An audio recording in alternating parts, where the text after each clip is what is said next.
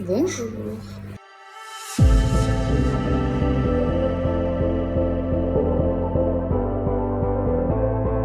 Aujourd'hui, on est le 1er novembre, donc ça veut dire que c'est la fête des morts. J'ai feuilleté hier soir un petit peu mon bouquin de la Guadeloupe. Et vu que c'est la fête des morts, je me suis dit qu'on allait aller au cimetière de Morne-à-l'Eau. Pourquoi ce cimetière? C'est tout simplement parce qu'à l'époque de l'esclavage, les blancs avaient le droit au cimetière et les personnes noires non. Donc ils étaient enterrés comme ça, excentrés de la ville et tout ça. Donc il y a un cimetière spécialement pour eux qui a été fait et apparemment c'est très coloré, etc. Donc on va aller voir ça.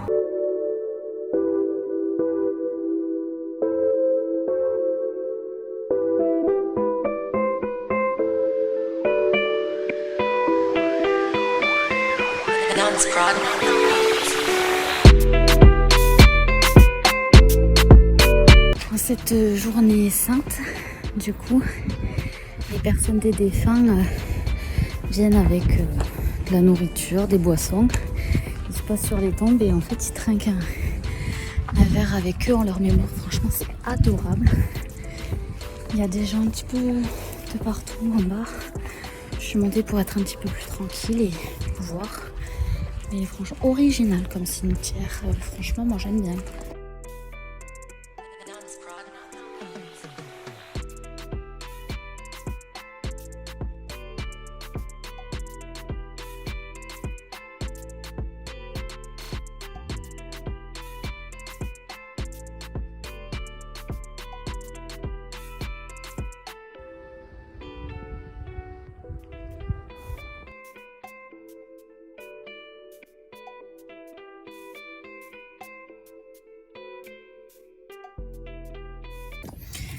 Bon, alors je fais un tour vite fait parce que je me sentais trop en fait. Là aujourd'hui c'est le jour où ils viennent faire, on va dire, la fête avec les morts. Donc je me sentais un peu trop. Je vous ai fait quelques clichés, rien d'exceptionnel, mais en fait c'est vraiment impressionnant parce que ça prend toute une morne. Une morne ici c'est une colline. Donc ça prend toute la colline et il y en a de partout. Il n'y a pas de chemin comme en France. Où c'est suivi et puis vous suivez les chemins. Là, il faut passer au-dessus des tombes, quoi. Donc, atypique, mais très sympa. Si vous venez un jour en Guadeloupe, le voir, c'est sympa. Alors après, rester en bas, rien ne sert de monter. Quoique là-haut, vous avez une vue imprenable sur toute la morne. C'est vraiment très joli. Donc, voilà, je vais voir ce que je vais faire là.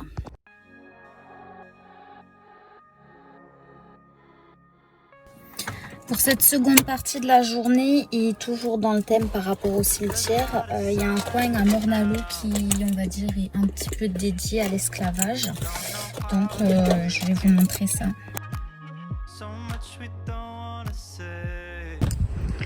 Donc là, il y a un espace mémorial pour toutes les personnes qui ont été libérées de l'esclavage et il y a beaucoup de noms. Ce que vous voyez là, les petits panneaux comme ça, c'est tous les noms qu'il y a des personnes qui ont été libérées.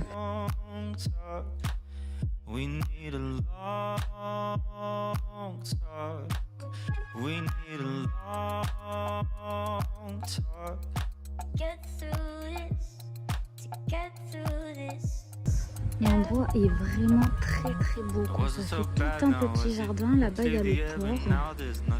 C'est vraiment genre magnifique. Just say a couple words and speak our minds. 'Cause we need a long talk. We need a long talk. We need a long talk. Get through this, to get through this, yeah. 'Cause we need a long talk. We need a long talk. We need a long. Avec les marches qu'on vient de monter, au bout de cette finalité ou au bout du chemin, ils ont fait du street art, je vous montre.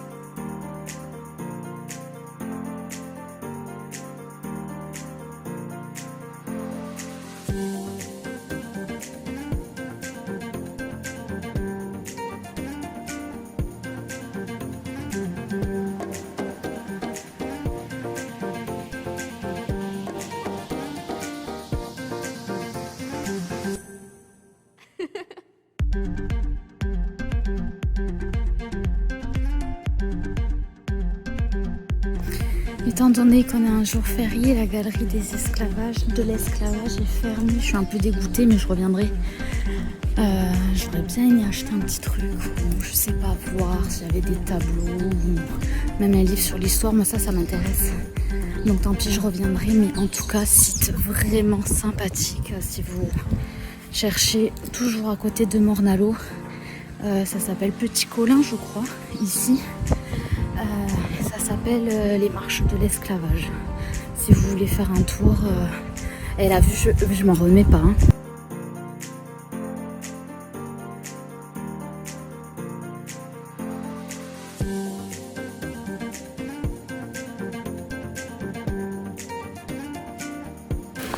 Bon, on continue la journée. Je suis allée à la plage pour me réfléchir parce qu'il fait super chaud. Et j'avais entendu la plage de Port-Louis et de Anse-Bertrand. Elles étaient magnifiques. Donc là, je me suis arrêtée à Port-Louis. Effectivement, elle est magnifique.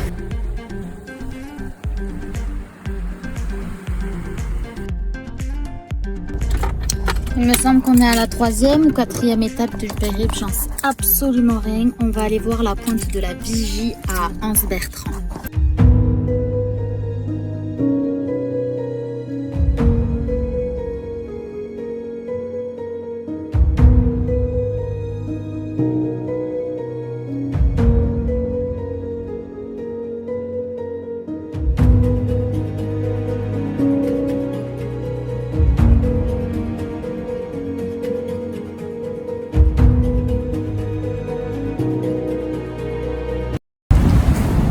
Aujourd'hui, j'ai décidé d'aller à la plage du Bois-Jolant pour me rafraîchir un peu. Mais bon, il y a beaucoup trop de sargasses.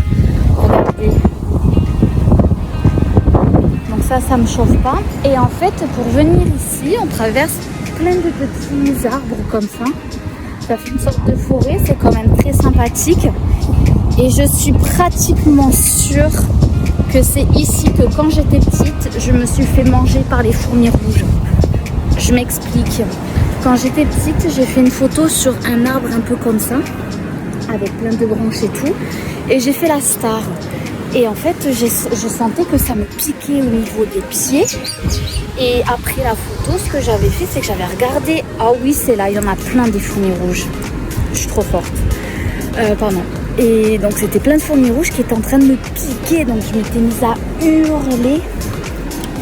Donc voilà, souvenir un peu rigolo. Je suis très contente d'être là. Par contre, du coup, je vais pas me baigner, quoi. Il y a plein de sargasses, elles sont en train de pourrir, ça pue, donc je vais pas m'intoxifier. Bon, aujourd'hui, j'ai laissé la maison ouverte pour pouvoir aérer. Je suis partie genre 1 heure, j'avais fait le tour de la maison et tout. Il n'y avait aucune bête qui était rentrée. Je fais pipi, qu'est-ce que je vois? J'ai 2 grenouilles, donc j'ai un bébé, vraiment tout bébé là, et j'ai certainement la daronne ici. Ça me fatigue, je sais pas par où elles sont rentrées, surtout que j'ai fait le tour tout à l'heure, hein. J'ai regardé, il n'y avait rien. Donc je vais encore devoir partir à la chasse à la grenouille. Bon ok, alors j'ai réussi à retirer la toute petite, là, la bébé grenouille. Et en fait là je viens de voir avec la grosse, elle s'agrippe au mur. Elles doivent avoir des ventouses ou je sais comment ça se passe, mais elles montent sur les murs. Donc je suis obligée de laisser tout fermé maintenant, je le sais, mais bon, c'est un enfer de vivre dans le noir quoi. Manon 1, les grenouilles 0. Comme souvent j'oublie, je vous ai pas dit au revoir. Alors merci d'avoir regardé cette vidéo. N'oubliez pas de vous abonner, à liker et à partager. Et puis on se voit la semaine prochaine. Bisous.